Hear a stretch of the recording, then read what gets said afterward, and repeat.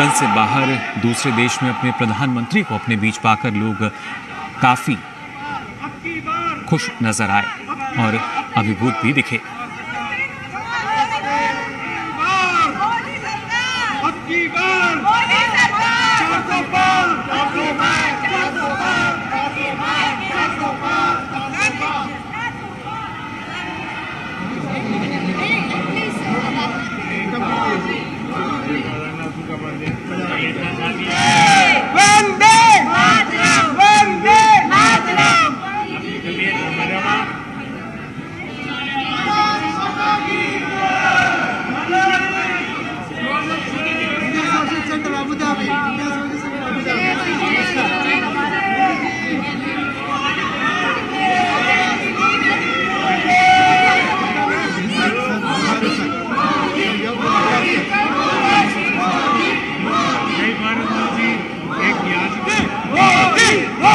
हमारे सहयोगी शिशिर सेलार हमारे साथ जुड़ चुके हैं फोन लाइन पर। शिशिर, एक अलग ही उत्साह, एक अलग ही जोश यहाँ दुबई में नजर आ रहा है प्रधानमंत्री जब होटल पहुंचे। भारतीय जनता पार्टी का शुरू से मानना है कि कांग्रेस पार्टी और भ्रष्टाचार ये एक ही सिक्के के दो पहलू हैं। Congress and corruption, these are the two sides of the same coin. और कांग्रेस भ्रष्टाचार के लिए जानी जाती है, कांग्रेस अनाचार के लिए जानी जाती है, कांग्रेस व्यभिचार के लिए जानी जाती है। Congress is known for corruption, commission and criminalisation. ये कांग्रेस का जिसे कहा जाए रीति नीति है जिस पर वो काम करती है।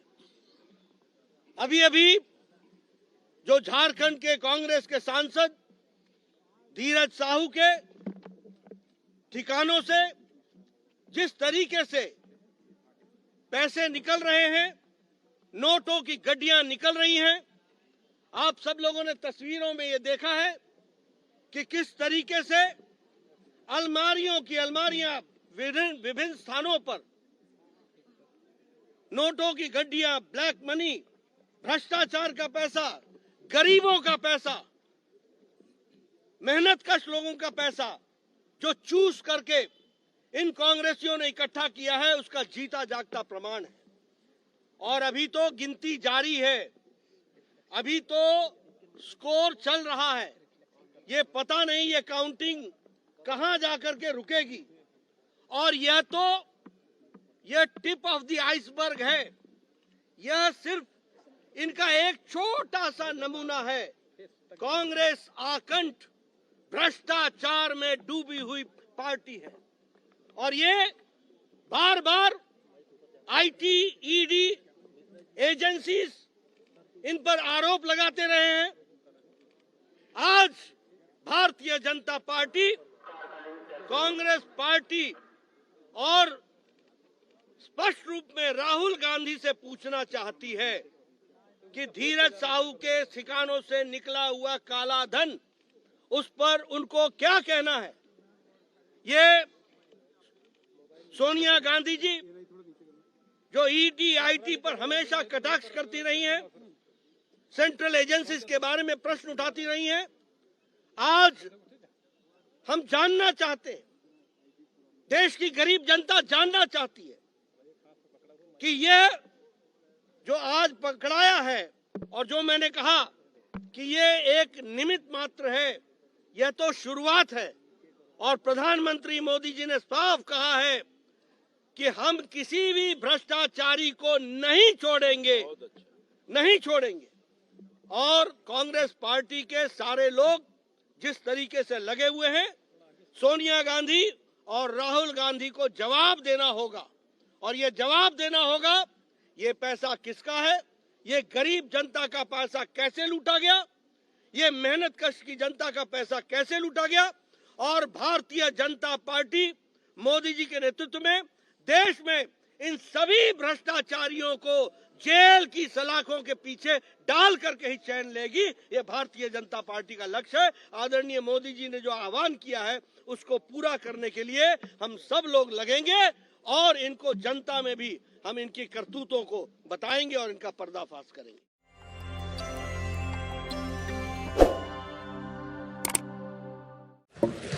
मान्यवर, कश्मीर के लिए एक प्रकार से 3 युद्ध हुए।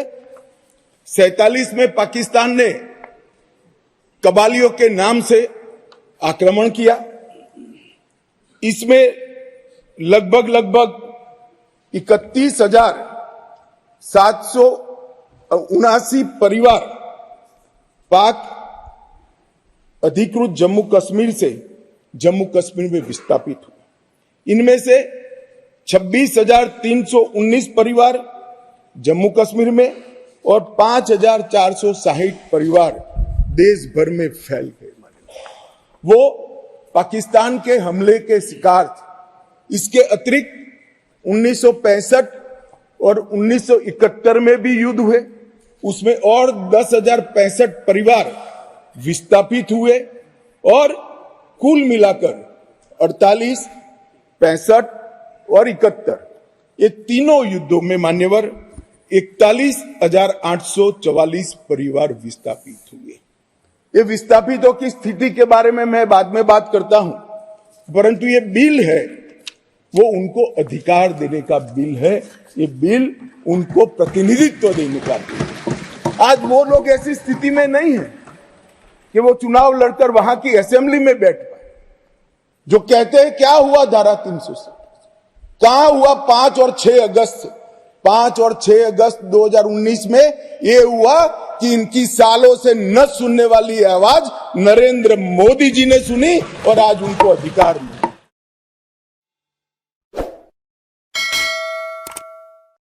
मान्यवर,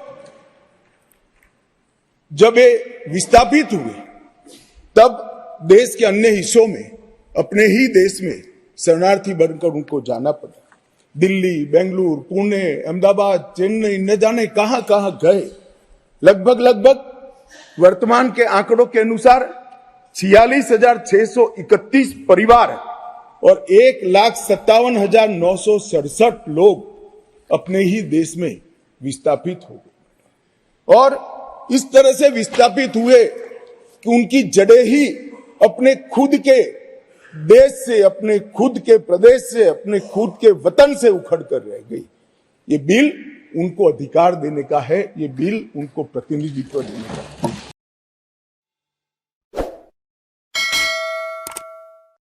जम्मू कश्मीर में हम सब जानते हैं, जब महाराजा हरि सिंह जी ने भारतीय संघ के साथ इनके विलय का निर्णय किया, उस वक्त से लेकर अब तक कई सारे उतार चढ़ाव हुए।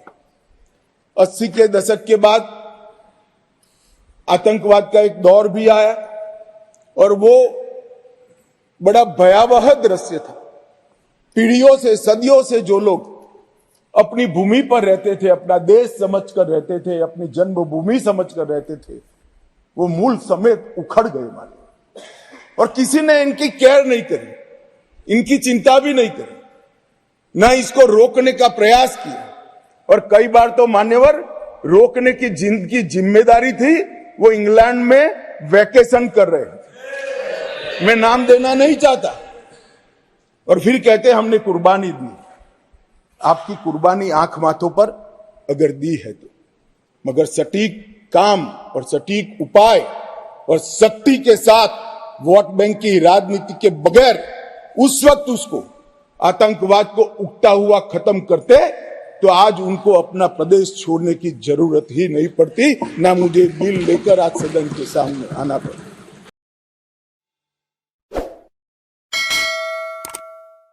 तमिलनाडु के मुख्यमंत्री का एक बार नहीं बार बार बयान आना, डीएमके के नेताओं के सनातन धर्म, हिंदुओं और हिंदी और उत्तर भारत के खिलाफ बयान आना, ये एक सोची समझी साजिश है, सुनियोजित रणनीति का हिस्सा है, जहां भारत और भारतीयों को नीचा दिखाने का कोई कसर कांग्रेस नहीं छोड़ रही है।